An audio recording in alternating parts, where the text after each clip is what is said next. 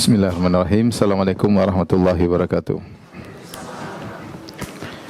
Alhamdulillahi ala ihsani wa syukru lahu ala taufiqihi wa amtinani wa asyhadu an la ilaha illallah wahdahu la syarika lahu ta'ziman li sya'ni wa asyhadu anna Muhammadan abduhu wa rasuluhu da'ila ridwanih. Allahumma salli alaihi wa ala alihi wa ashabi wa ikhwani. Hadirin hadirat yang dirahmati Allah Subhanahu wa taala, kita lanjutkan bahasan kita dari syarah rinci rukun iman dan kita masuk pada pembahasan terakhir dari al-iman bir rusul tentang rukun iman yang keempat, yaitu iman kepada para rasul. Pembahasan yang terakhir adalah tentang nabi-nabi palsu, ya. Karena di antara kesempurnaan iman kita kepada para rasul dan kesempurnaan kita beriman kepada Nabi Muhammad SAW, bahwasanya Nabi yang terakhir adalah Nabi Muhammad sallallahu alaihi wasallam dan tidak ada nabi lagi setelah Rasulullah sallallahu alaihi wasallam. Siapa yang mengaku ada nabi setelah Rasulullah SAW, maka dia telah kufur kepada Allah Subhanahu wa taala karena dia telah membatalkan rukun iman yang keempat, yaitu iman kepada para rasul. Di antara syarat untuk beriman kepada para rasul yaitu meyakini bahwasanya Nabi Muhammad SAW adalah Nabi yang terakhir. Dan sebagaimana kita ketahui, di zaman kita, ya, dan bahkan sejak zaman Nabi SAW sudah muncul nabi-nabi palsu yang mereka mengaku mereka adalah nabi-nabi setelah Nabi Muhammad SAW. Di zaman ini ada firqah yang terkenal namanya firqah Al-Qadianiyah atau Ahmadiyah, yang mereka menganggap bahwasanya Mirza Ghulam Ahmad adalah nabi setelah Nabi Muhammad sallallahu alaihi wasallam, dan terus bermunculan orang-orang yang mengaku sebagai nabi setelah wafatnya Rasulullah sallallahu alaihi wasallam. Yang kita bahas sekarang pertama adalah dalil bahwasanya Nabi Muhammad adalah nabi yang terakhir, ya. Dalil bahwa Rasulullah sallallahu alaihi wasallam adalah nabi yang terakhir.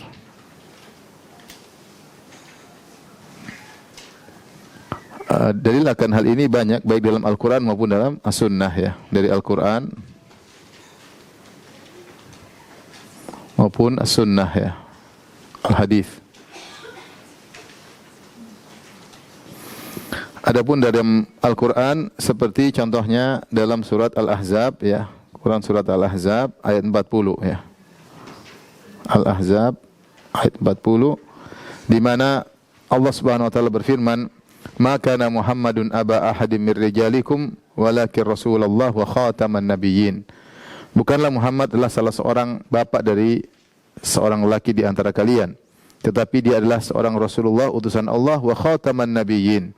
Jadi dia adalah khataman nabiyyin, itu penutup para nabi. Para ulama ijma' yang dimaksud dengan khatamun nabiyyin adalah penutup para nabi, ya. Khatam yaitu penutup para nabi. Kemudian ayat yang berikutnya, ya, jadi Nabi khatamun nabiyyin, penutup para nabi.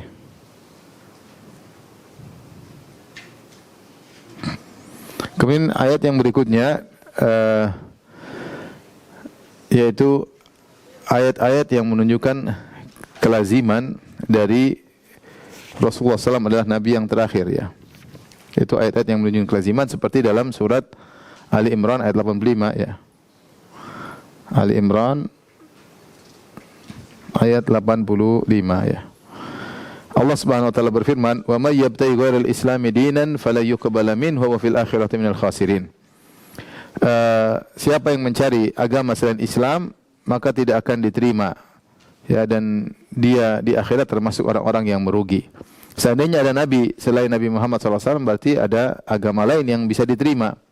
Karena Nabi Muhammad adalah nabi yang terakhir, yang dia bawa adalah agama Islam, maka Allah tidak menerima agama yang lain. Ini isyarat bahwasanya Islam adalah agama yang terakhir, dengan rasulnya adalah Muhammad sallallahu alaihi wasallam. Konsekuensinya kalau seandainya boleh ada nabi selain Nabi Muhammad sallallahu alaihi wasallam, maka bisa diterima agama yang lain, ya. Demikian juga dalam surat Al-Maidah ayat 3 yang menunjukkan agama sudah sempurna. Agama telah sempurna. Kata Allah Subhanahu wa taala, "Al-yauma akmaltu lakum dinakum." Pada hari ini aku telah sempurnakan bagi kalian agama kalian. Sehingga tidak dibutuhkan lagi agama yang lain. Sehingga tidak dibutuhkan lagi rasul yang lain. Tidak ada lagi rasul. Karena kalau rasul seakan-akan ada yang harus diperbaiki, ada yang harus direvisi. Islam adalah agama terakhir yang dibawa oleh Nabi Muhammad SAW, tidak perlu revisi lagi. Ya. Sehingga ayat ini isyarat bahwasanya tidak ada lagi nabi yang lain setelah Nabi Muhammad SAW, karena agama Islam adalah agama yang terakhir dan tidak perlu direvisi. Ya. Apapun zamannya, apapun tempatnya, tidak perlu direvisi. Berbeda dengan nabi-nabi sebelumnya, di mana syariat mereka terkadang tidak pas pada zaman-zaman berikutnya, atau tidak pas untuk lokasi-lokasi yang lain.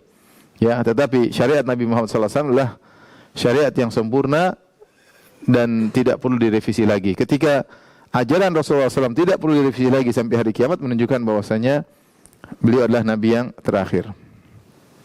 Kemudian juga di antara isyarat akan hal ini bahwasanya banyak dalil yang menunjukkan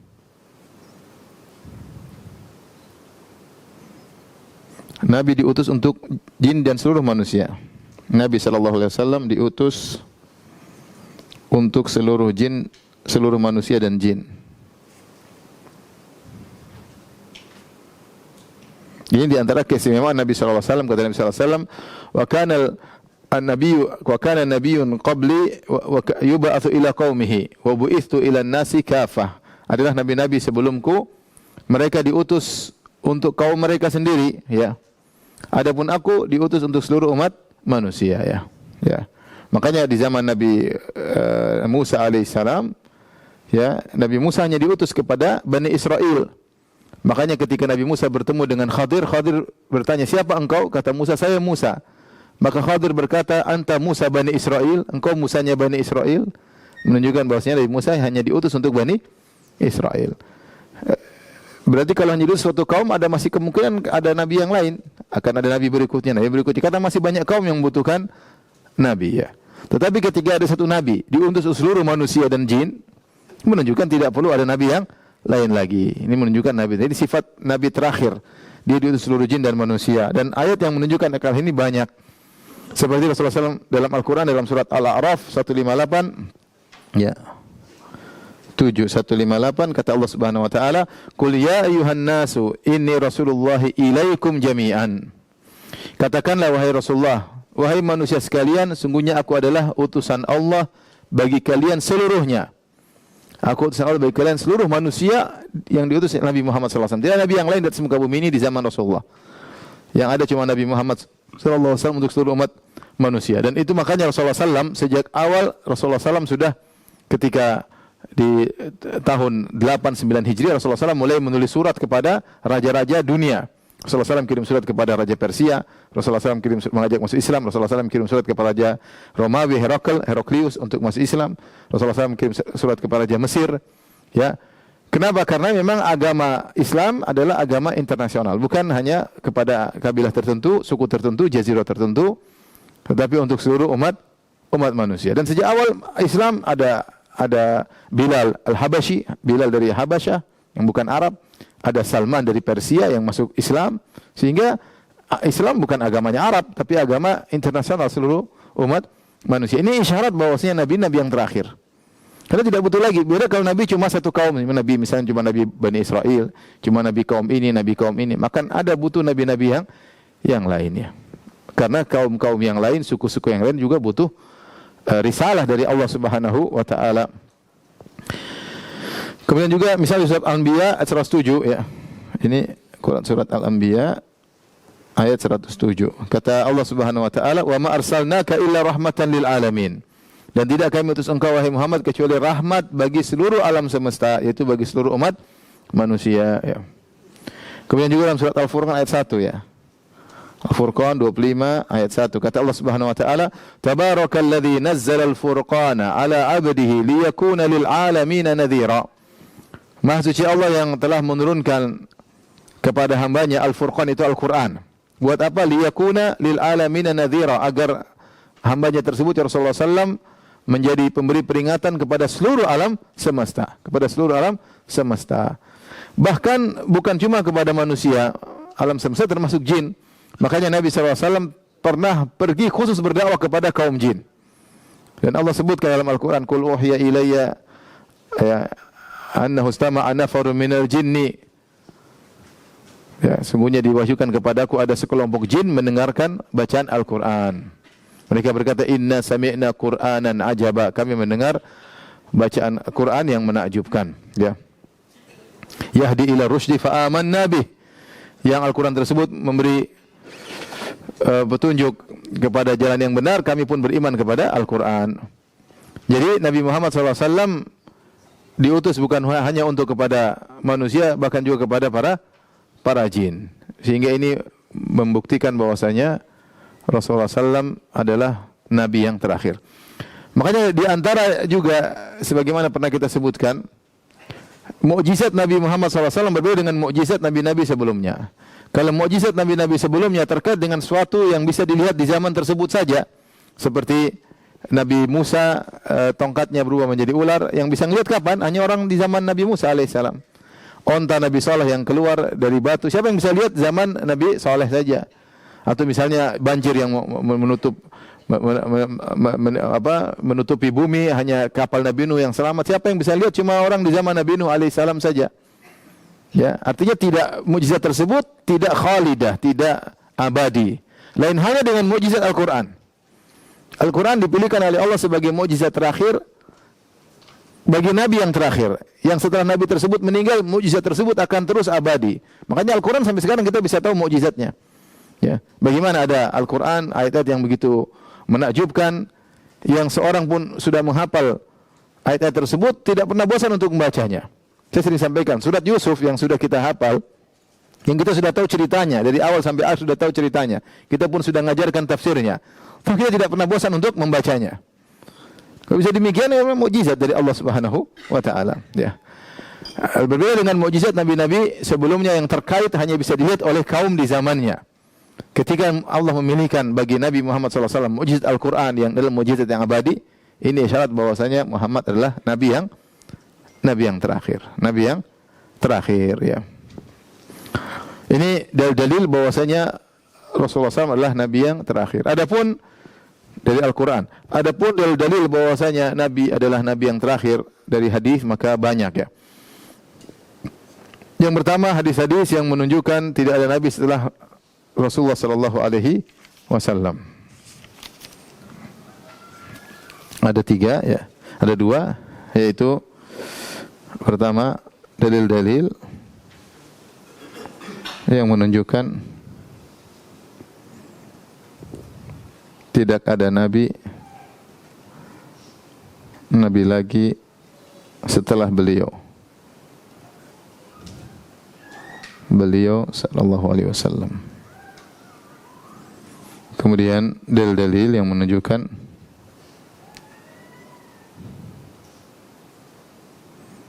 akan munculnya nabi palsu.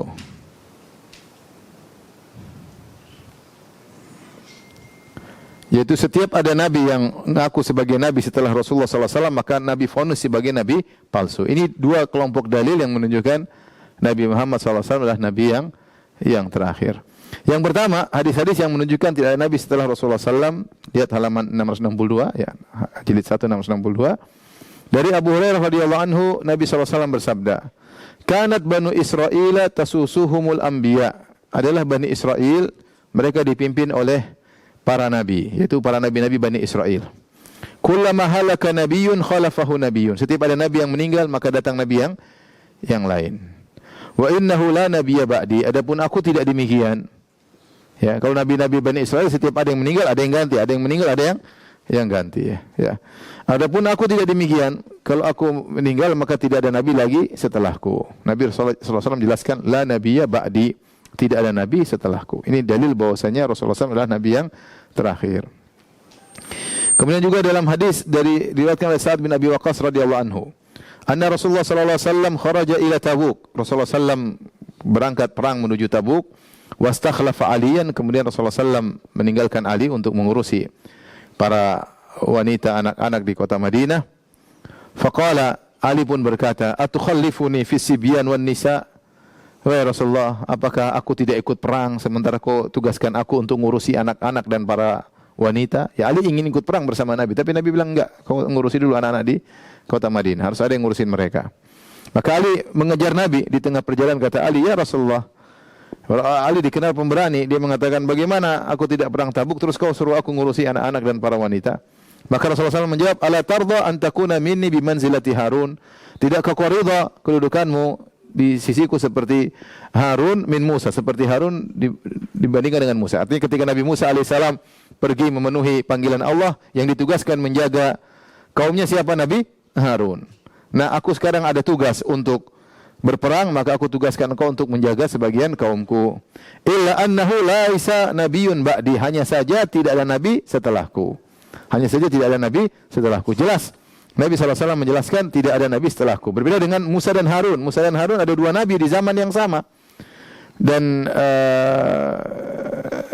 mereka akhirnya meninggal dunia, entah Musa duluan atau Harun duluan di masa Atih. Setelah mereka meninggal digantikan dengan Nabi Yusha bin Nun. Tetapi Nabi SAW tidak demikian, ya. Bahwasanya tidak ada nabi setelah Rasulullah SAW. Kemudian hadis yang lain, hadis Abu Hurairah, kata Nabi SAW, "Inna mathali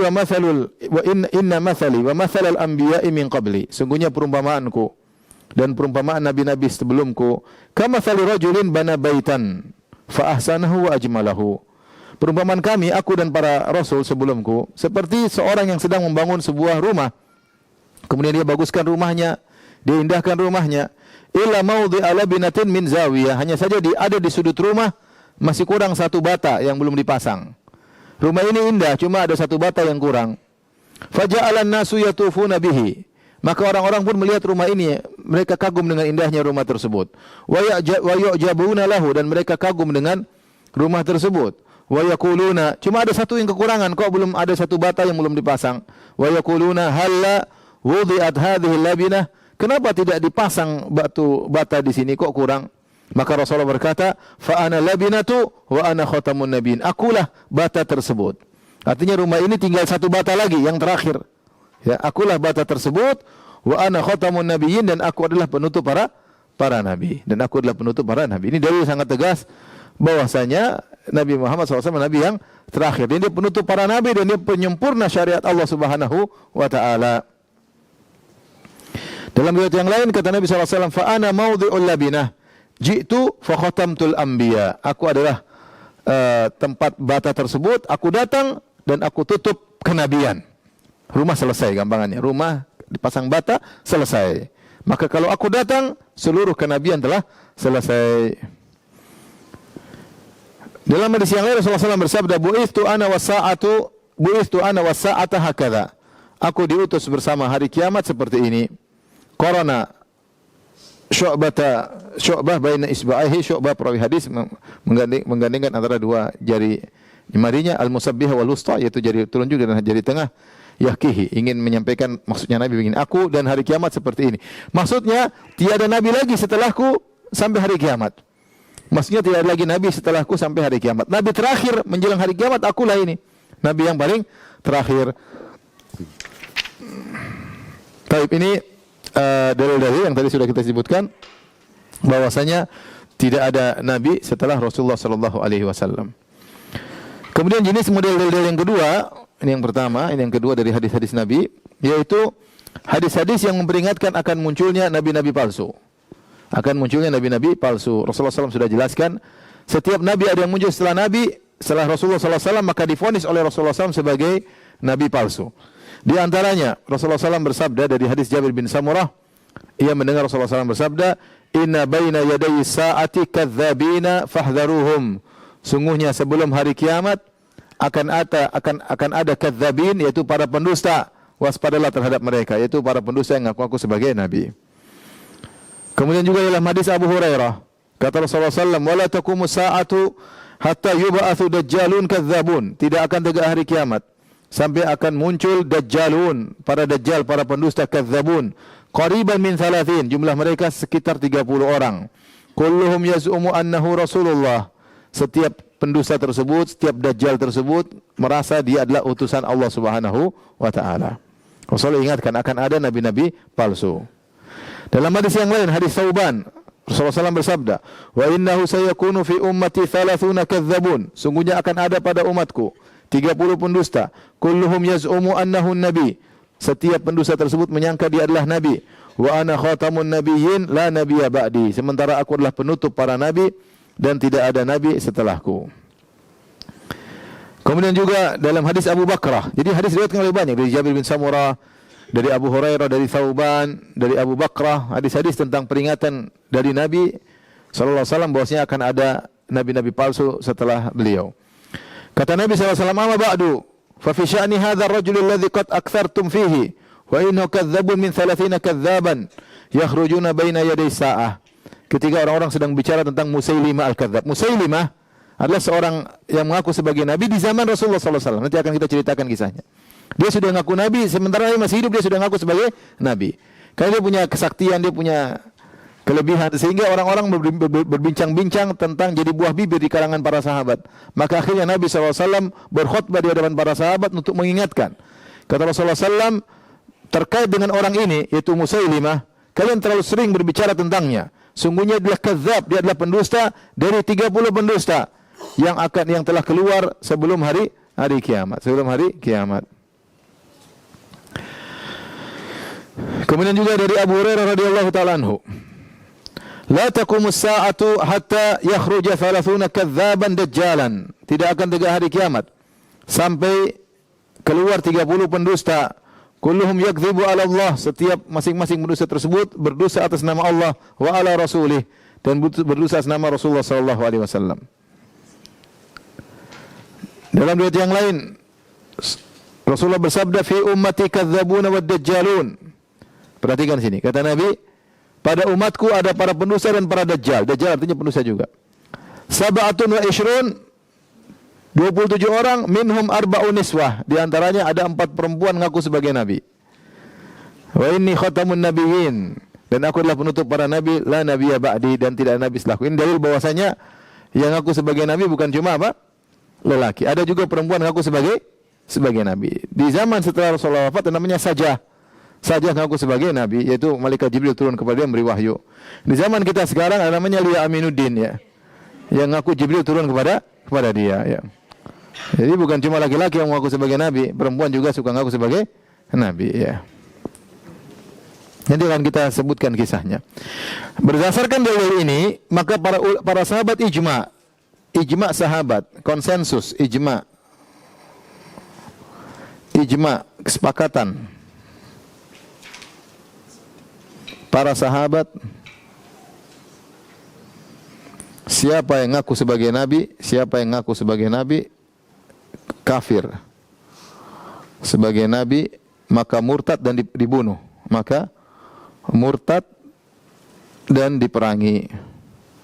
Inilah yang dipraktikkan oleh para sahabat zaman Abu Bakar radhiyallahu taala anhu.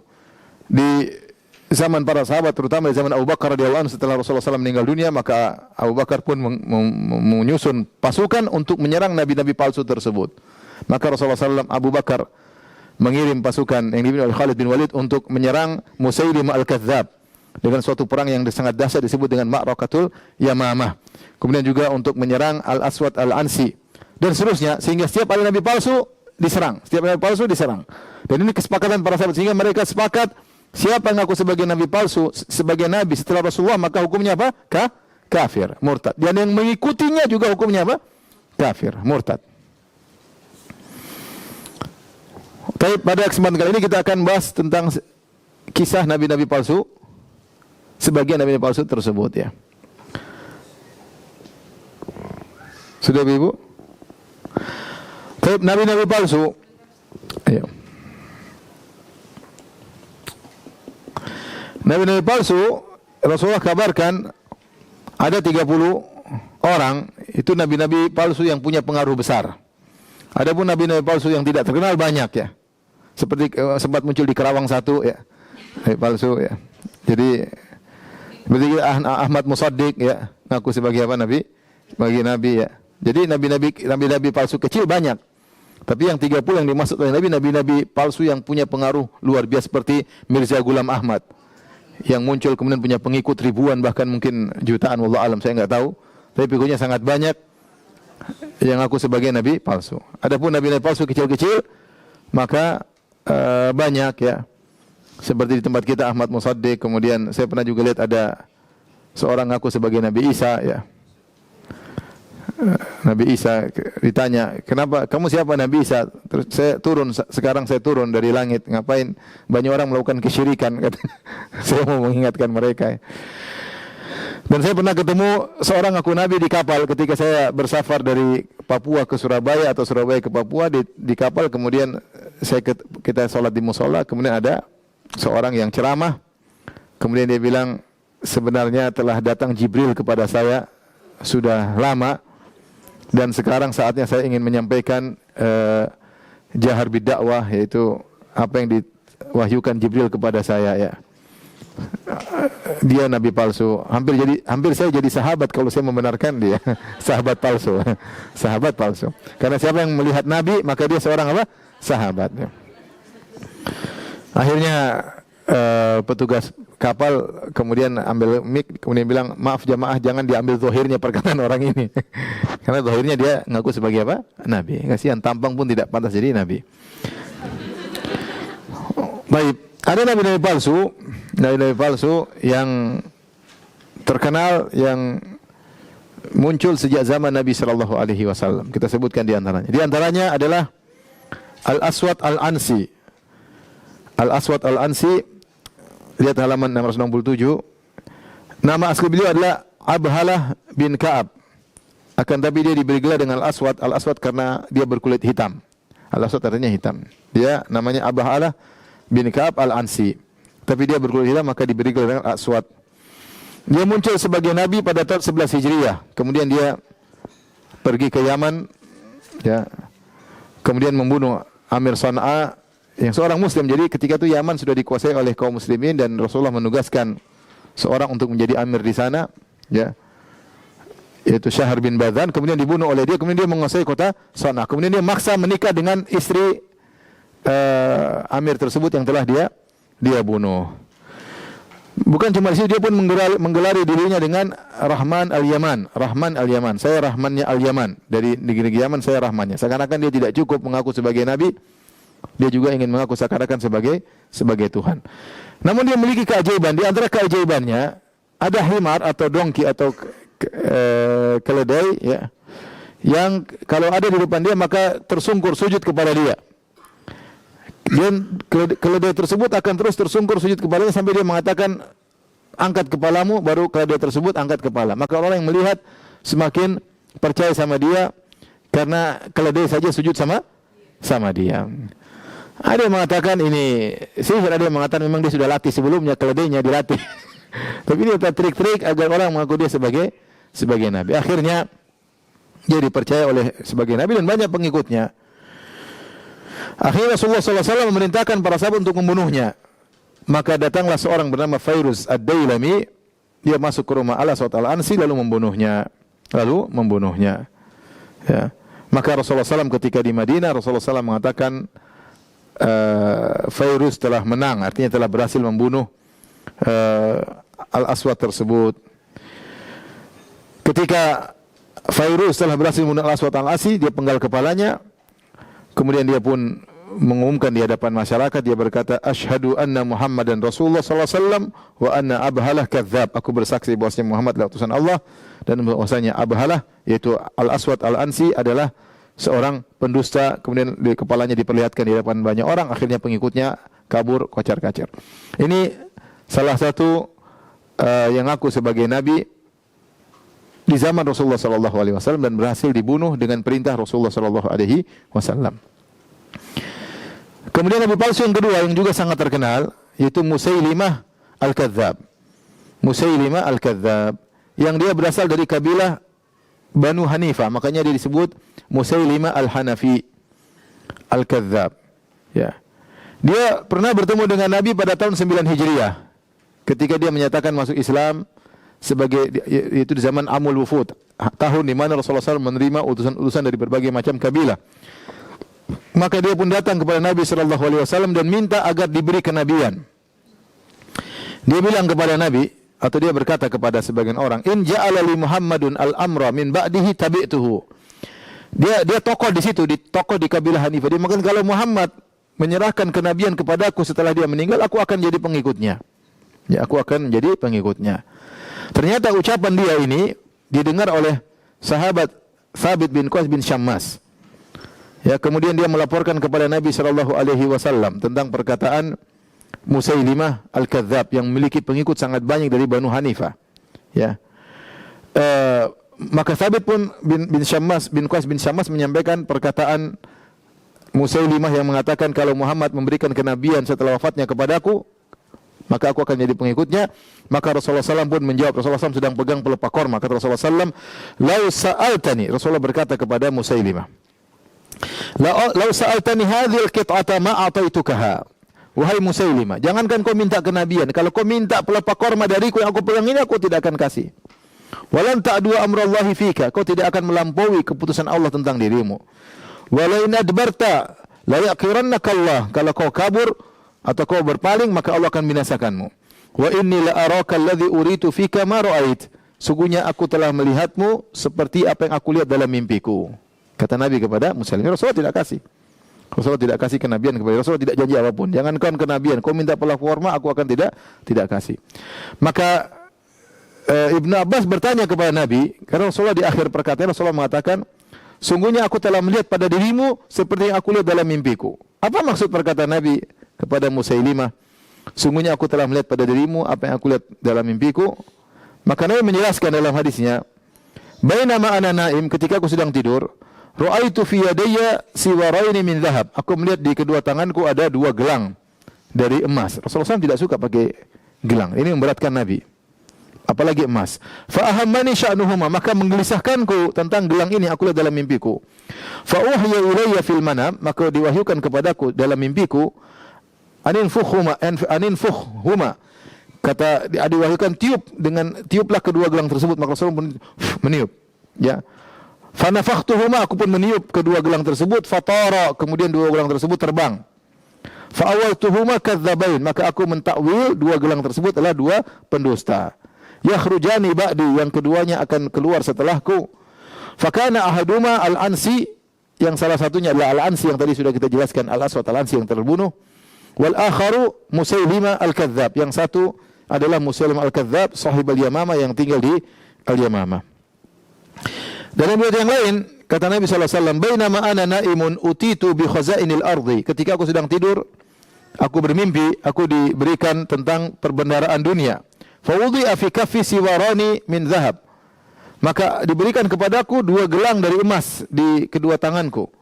Fakabura alayya, maka ini berat bagiku, aku memegang dua gelang emas. Fa'auhallahu ilayya an unfukhuma, maka Allah beri wahyu kepadaku, tiuplah kedua gelang tersebut. Fanafakhtuhuma, maka aku meniup kedua gelang tersebut. Fadhahaba, tiba-tiba dua gelang emas tersebut hilang. Fa'awaltuhuma, maka aku tafsirkan dua gelang tersebut al-kadzdzabaini alladzaina ana bainahuma, maka aku tafsirkan bahwasanya dua gelang emas tersebut adalah dua pendusta yang aku berada di tengah-tengah mereka. Artinya mereka muncul di zaman kehidupanku. Sahibus San'a, yang pernah menguasai San'a maksudnya Al-Ansi, wa sahibul Yamamah yang tinggal di Yamamah maksudnya Musailimah.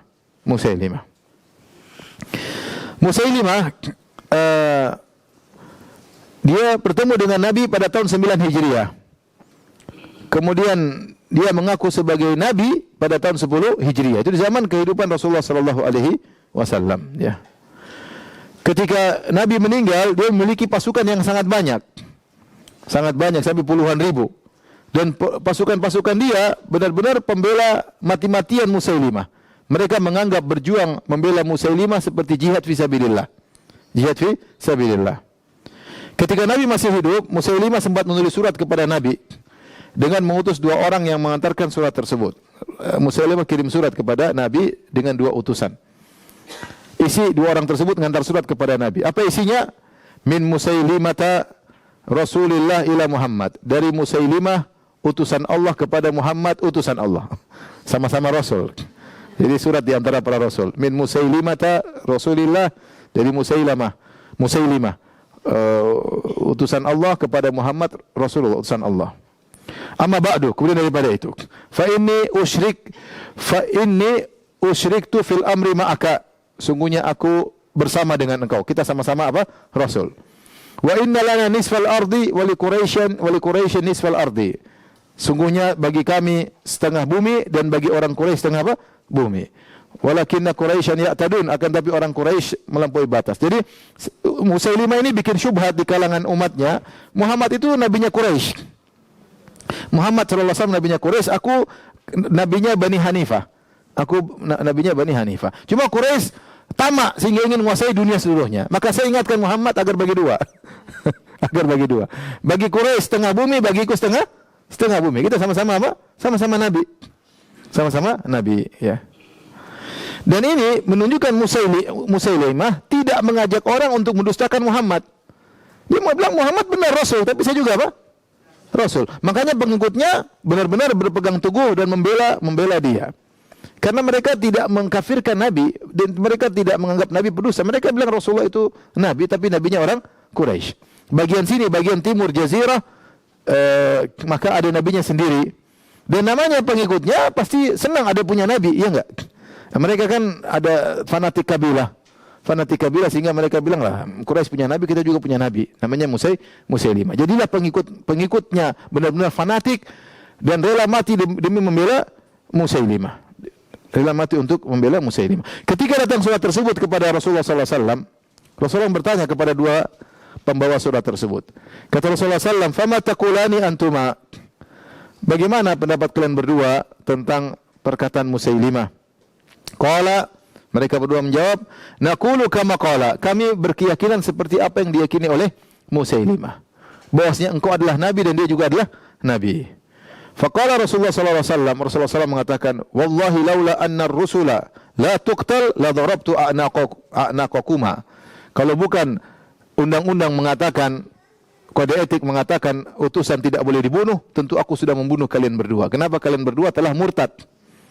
Karena meyakini ada nabi baru. Nabi mengatakan kalau bukan kode etik dalam kenegaraan bahwasanya utusan tidak boleh dibunuh, tentu aku akan telah membunuh kalian berdua karena kalian berdua telah murtad dengan meyakini Musailimah sebagai apa? Nabi. Tapi Nabi tidak membunuh mereka berdua karena kode etik kenegaraan, namanya utusan tidak boleh dibunuh. Akhirnya Rasulullah SAW kemudian menulis surat balik kepada Musailimah. Isinya Bismillahirrahmanirrahim. Min Muhammadin Rasulillah, dari Muhammad utusan Allah, ila Musailimah al-Kadzdzab, kepada Musailimah sang pendusta. Salamun ala man ittaba'al huda, keselamatan bagi orang yang ikut petunjuk. Amma ba'du, kemudian daripada itu, fa innal arda lillahi yurithuha may yasha'u min ibadihi wal aqibatul muttaqin. Sungguhnya bumi itu milik Allah. Allah berikan kepada siapa yang Allah kehendaki dari hamba-hambanya dan kesudahan yang baik bagi orang yang bertakwa. Tidak Rasulullah mengatakan bumi buat saya, bumi buat kamu, bagi dua, tidak ada. Bumi milik siapa? Allah. Allah mau kasih siapa saja dan kesudahan yang indah bagi orang-orang yang bertakwa. Rasulullah SAW meninggal, Musailimah semakin berjaya, pengikutnya semakin banyak. Akhirnya Abu Bakar As-Siddiq radhiyallahu anhu setelah Rasulullah SAW meninggal, beliau pun kirim pasukan yang dipimpin oleh Khalid bin Walid. Pasukan terjadi perang sangat besar namanya Ma'rakatul Yamamah. Ya, itu disebut dengan Ma'rakatul Hadiqah, yaitu perang di sebuah kebun milik Musailimah, kebun yang besar. Peperangan, dia punya pengikut ada yang mengatakan 40.000 orang atau 50.000 orang, banyak.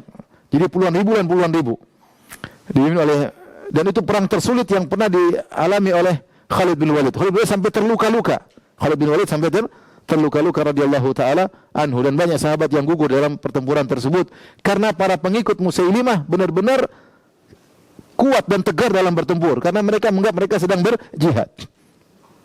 Mereka sedang berjihad membela seorang nabi, Ketika perang semakin sulit, akhirnya Musailimah pun masuk dalam sebuah hadiqah, kemudian sebuah semacam benteng, kemudian dikunci. Para sahabat sulit untuk masuk dalam situ, maka ada seorang sahabat namanya Al-Bara' bin Malik radhiyallahu anhu. Dia mengatakan, saya akan masuk, lemparkan aku dalam benteng mereka, kemudian dia akan masuk sendirian, kemudian dia buka pintu dari dalam, kemudian dia buka pintu agar orang bisa masuk. Dan ini adalah sikap nekat yang luar biasa dari Al-Bara' bin Malik radhiyallahu taala anhu. Maka dia dilempar semacam dengan katapel, kemudian dia masuk sendirian dalam benteng tersebut. Kemudian dia lawan penjaga di sekitar situ, kemudian dia buka buka gerbang, akhirnya para sahabat bisa masuk, akhirnya Musailimah pun terbunuh ketika itu.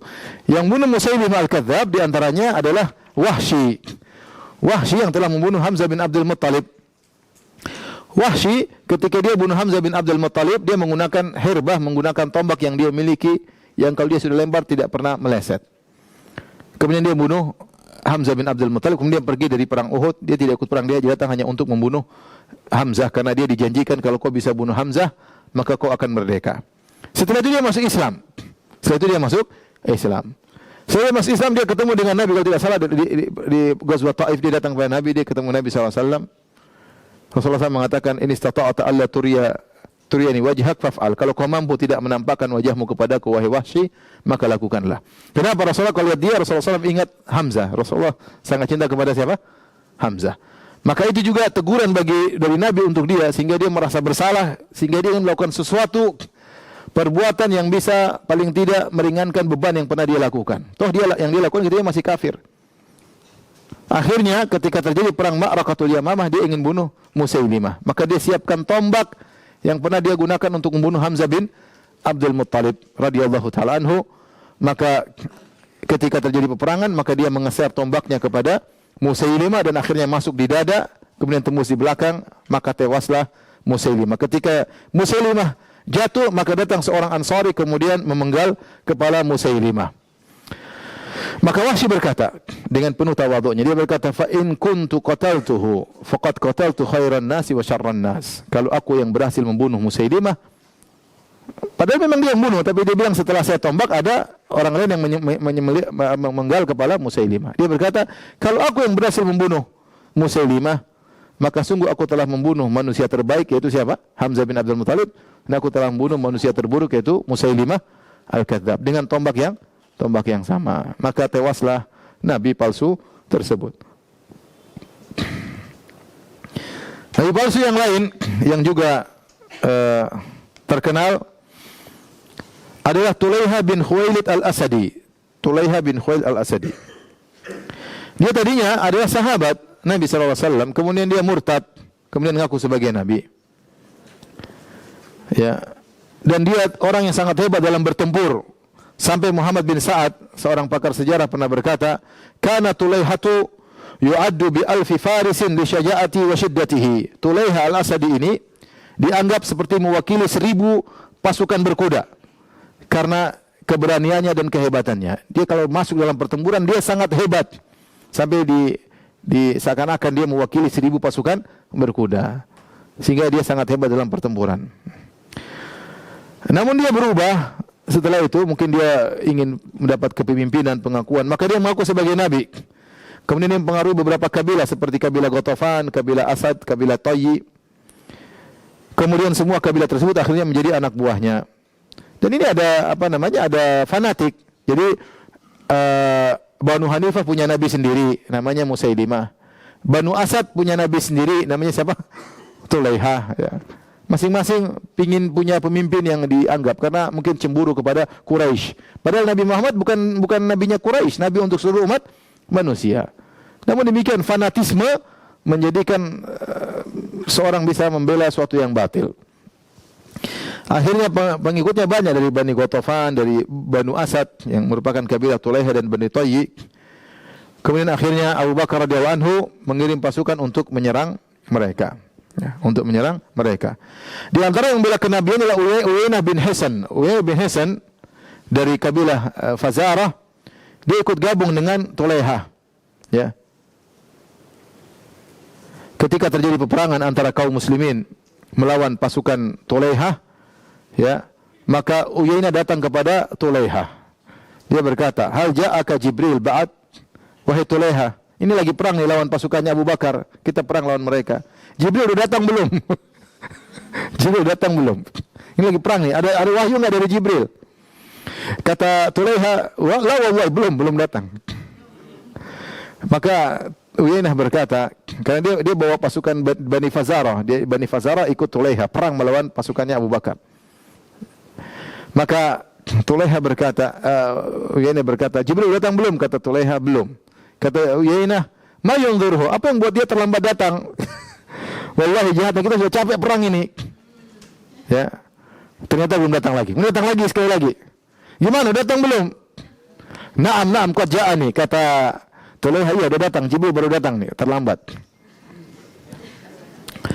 Terus bilang apa Jibril? Faqala inna laka rahan karahahu wa hadithan la tansahu.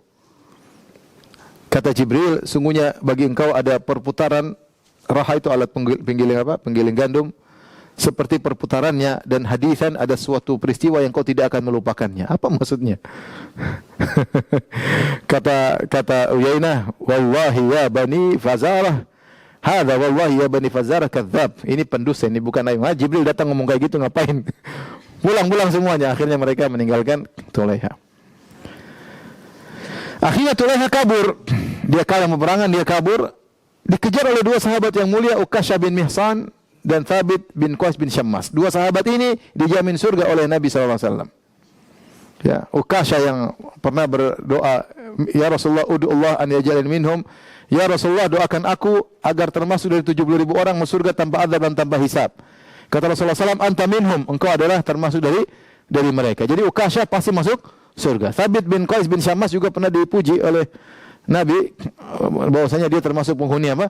Surga karena rasa takutnya kepada Allah Subhanahu wa taala. Maka dua orang ini, sahabat ini mengejar Tulaiha. Maka terjadi pertempuran. Tapi Tulaiha jago memang, dia jago bertempur. Akhirnya Ukasha meninggal dunia, dibunuh oleh siapa? Tulaiha. Dia gugur, dibunuh oleh nabi palsu. Kemudian Thabit pun mengejar. Akhirnya terjadi pertempuran. Thabit bin Qais bin Syammas pun meninggal dunia. Kalah dengan apa? Tulaiha. Tewas di tangan Tulaiha. Akhirnya Tulaiha kabur ke Syam, ke arah utara. Setelah dia tinggal di Syam, lama-lama dia sadar bosnya dia salah. Akhirnya dia masuk Islam lagi.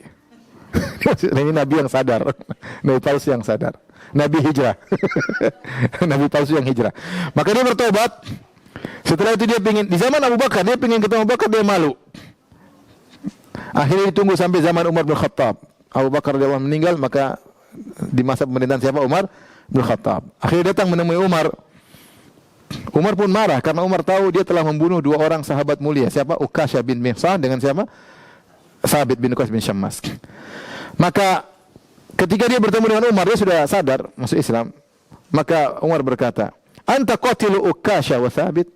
Bukankah kau yang telah membunuh Ukasha dan Thabit, wahai Tulaiha? Kata Tulaiha, "Wallahi la uhibbuka abadan." Kata Umar, demi Allah aku tidak suka dengan kau sama sekali. La uhibbuka abadan, aku tidak suka kamu sama sekali. Karena kau telah membunuh siapa? Ukasha dengan siapa? Thabit. Apa jawaban Tulaiha? Dia pintar, dia mengatakan, "Ya Amirul Mukminin, wahai Amirul Mukminin, ma tahimmu min rajulaini akramahumullahu biyadi." Kenapa engkau sibuk dengan dua orang yang Allah telah muliakan mereka berdua dengan tanganku? Bukankah gara-gara aku mereka mati syahid? Kenapa kau sibuk? Biarin mereka telah dimuliakan dengan tanganku buat mereka mulia. Kenapa dengan aku bunuh mereka mati apa? Syahid. Walam yuhinni bi aidihima, dan Allah tidak menghinakan aku tewas di tangan kedua orang tersebut. Kalau saya tewas maka saya mati masuk neraka. Akhirnya Umar membaiat dia. Dan akhirnya Tulaiha kemudian sadar, kemudian dia menjadi seorang muslim yang baik, akhirnya dia berjihad dan dia ikut dalam perang Nahawan dan dia meninggal mati syahid. Tulaiha. Ya, manusia seperti itu ya. Akhirnya dia mati syahid ya. Tapi itu nabi-nabi yang muncul di zaman Rasulullah masih hidup. Rasulullah masih hidup ya. Kemudian mereka meninggal ya. Dua meninggal dalam kondisi kafir, yang satu sadar. Kemudian ada lagi nabi-nabi yang muncul setelah Nabi SAW meninggal dunia. Ada nabi-nabi baru yang muncul setelah mereka ngaku sebagai nabi setelah Rasulullah SAW wafat.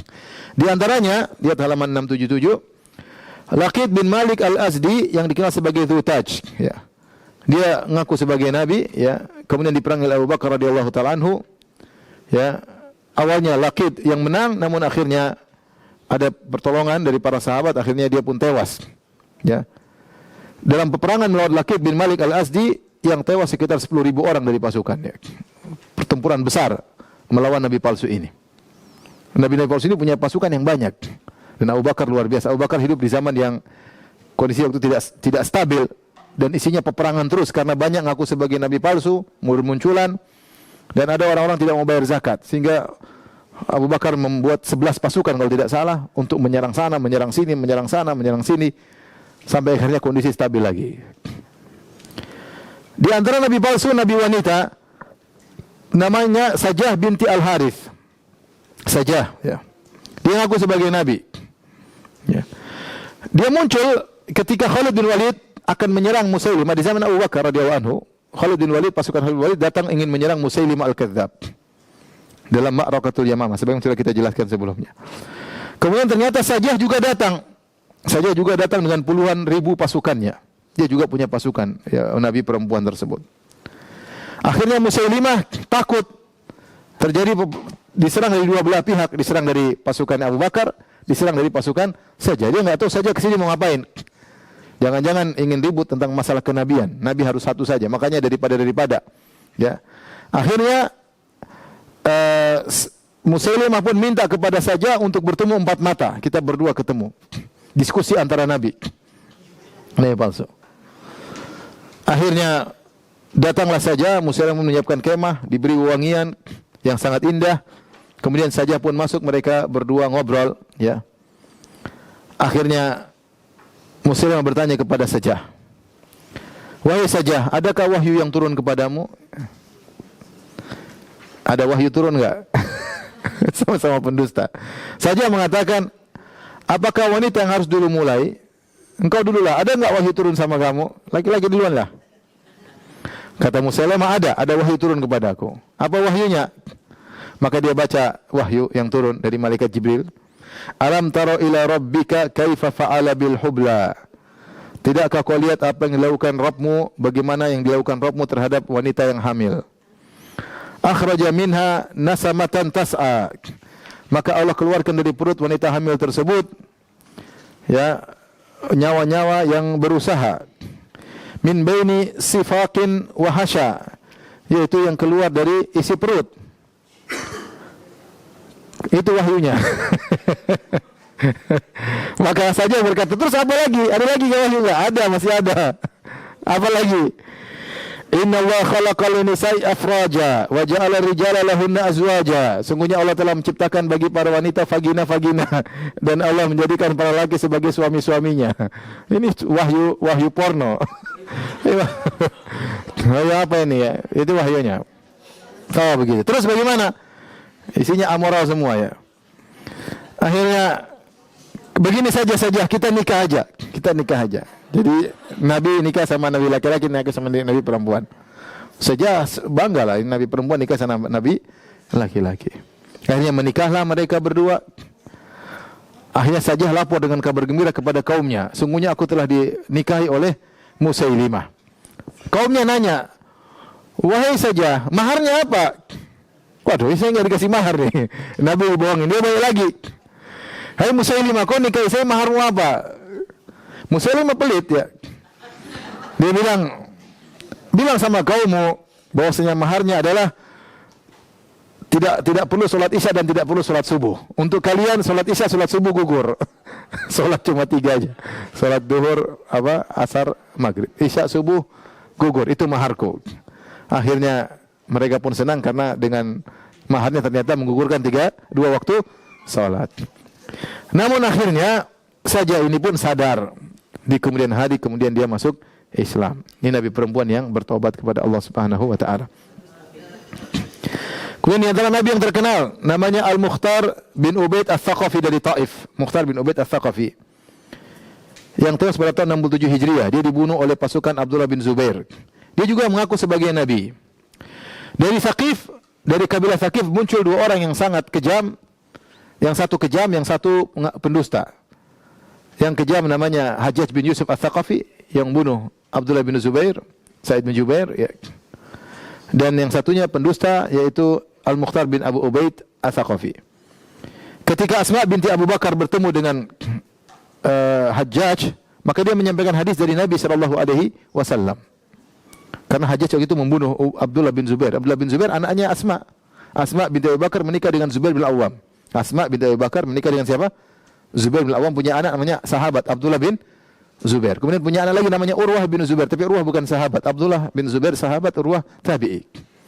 Abdullah bin Zubair dibunuh oleh Hajjaj bin Yusuf Ats-Tsaqafi. Sahabat radhiyallahu ta'ala anhu, yang Abdullah bin Zubair disebutkan kalau dia sudah salat maghrib kemudian dia salat sunnah, dia sujud dan dia tidak angkat kepalanya kecuali azan Isya, seorang laki yang saleh. Hajjaj bertemu dengan Asma, mamanya ibunya Abdullah bin Zubair, maka Asma berkata, aku mendengar Rasulullah bersabda, yakhruju min Thaqifin kadzdzabun wa mubir. Akan keluar dari kabilah Thaqif dua orang, satu pendusta dan satu adalah orang yang beringas. Fa ammal kadzdzab, adapun sang pendusta, faqad ra'ainahu. Kami telah melihatnya, itu Al-Mukhtar bin Abi Ubaid Ats-Tsaqafi. Pendusta. Kami sudah lihat. Wa ammal mubir, adapun yang beringas, fa anta, engkau orangnya, wahai Hajjaj bin Yusuf Ats-Tsaqafi. Hajjaj bin Yusuf Ats-Tsaqafi. Baik. Kemudian nabi-nabi yang muncul setelah zaman para sahabat banyak sekali, ya. Mulai di antaranya Mirza Ghulam Ahmad, ya. Di antaranya Ahmad Musaddiq di tempat kita, ya. Dan nabi-nabi yang tidak akan berhenti sampai sekarang masih ada terus orang-orang mengaku sebagai nabi. Siapa yang mengaku sebagai nabi berarti dia kafir, dan siapa yang percaya dia adalah nabi baru maka dia juga telah apa? Telah kafir, ya. Karena di antara konsekuensi beriman kepada para rasul, beriman bahwasanya nabi terakhir adalah Nabi Muhammad sallallahu alaihi wasallam. Nabi Muhammad sallallahu alaihi wasallam. Dan di antara bantahan kepada pemikiran falasifah, sebagaimana pernah saya sampaikan, al-falasifah menganggap kenabian adalah amrun muktasab. Mereka menganggap kenabian adalah suatu perkara yang bisa diusahakan. Jadi seorang kalau melalui pelatihan-pelatihan tertentu, melatih raganya, berusaha menghilangkan sifat jasadnya, meninggikan ruhaninya, sehingga bisa connecting dengan namanya al-aqal fa'al, maka jadilah dia seorang nabi. Dan ini adalah pemikiran sesat, pemikirannya Ibnu Sina dan juga pemikirannya Al-Farabi, ya. Ini adalah kekufuran. Karena kelaziman dari pemikiran ini bahwasanya kenabian bisa diusahakan, berarti bisa muncul nabi baru. Siapa saja bisa jadi nabi kalau dia telah melalui latihan-latihan sehingga meninggikan rohaninya, kemudian dia bisa connecting dengan alam ilahi, connecting dengan nuansa ketuhanan, sehingga kemudian dia menjadi seorang nabi. Ini pemikiran yang sesat, karena nabi bukanlah perkara yang diusahakan. Kenabian adalah anugerah dari Allah Subhanahu wa taala. Wallahu ya'lamu haitsu yaj'alu risalata. Allah meletakkan di mana risalahnya terserah Allah. Tidak perlu latihan-latihan. Siapa yang mau dipilih jadi nabi, Allah yang akan pilih. Allahu yastafi minal malaikati rusulan wa minan nas. Allah yang memilih di antara para malaikat menjadi utusannya, dan Allah memilih di antara manusia menjadi apa? Utusannya. Jadi bukan seorang latihan-latihan menjadi nabi. Itu tidak benar. Demikian yang bisa saya sampaikan pada kesempatan kali ini. InsyaAllah pada pertemuan berikutnya kita masuk pada rukun iman yang kelima, yaitu al-iman bil yaumil akhir. Kita masih dua lagi, al-iman bil yaumil akhir dan iman bil qadar, insyaallah taala. Kalau gitu sampai sini saja kajian kita. Subhanakallah bihamdik asyhadu an la ilaha illa anta astaghfiruka wa atubu ilaik. Assalamualaikum warahmatullahi wabarakatuh.